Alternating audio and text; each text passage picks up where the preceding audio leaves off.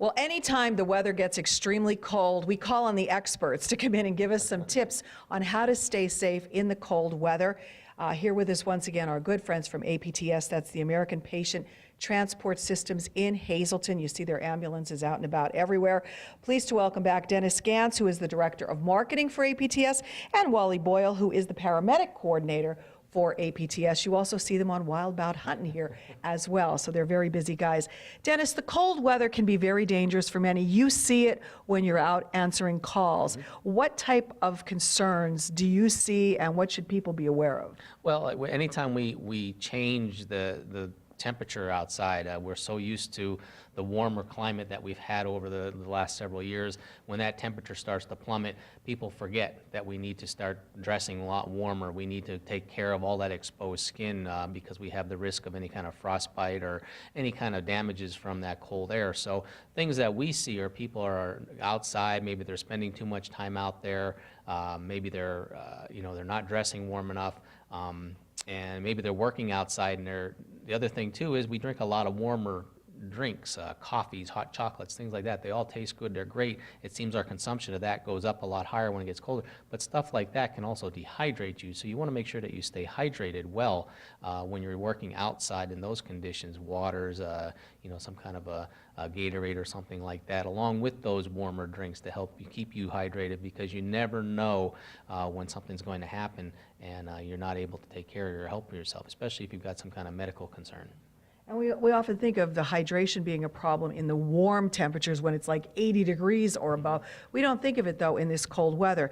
So when you're responding to calls, too, I'm sure you're seeing things for like falls, people falling on the ice, or maybe they're having issues because they're shoveling and they're not used to that. So what tips do you have for that as well? A lot of that is, make sure you have good footwear. Be aware of your surroundings. Snow and ice, if it's a runoff, if you're by a house or by a curb where the water lays, that'll freeze over real quick. Shoveling, you get a lot of people, they go out there, oh, I can do this, and their body isn't used to doing all the work. So you got to pace yourself. Don't take, too big of shovels.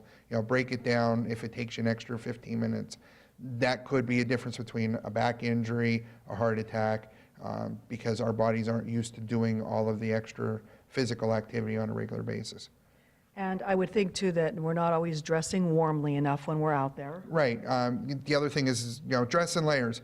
If you're out there and you start getting hot, you can always take a layer off, until you cool off and then put the layer back on. But if you don't go out with enough coverage, like Dennis said, in the cold weather, that's where the exposed skin will go into frostbite and can cause, a lot more other issues for you. And are you seeing calls when you get them, like for people of all ages? Yeah, you're generally going to see it. You have your children that are outside enjoying when the snow does fall. Excuse me, they're out there playing and they're having a good time. So you may see some calls like that. You may see some falls, as Wally said. They're playing on that ice or something. And then you also have the elderly. They've still got to go out. They've got to get groceries. They've got to do errands and stuff like that. So they may not dress as well, or maybe they have to walk to their destination because maybe they don't drive.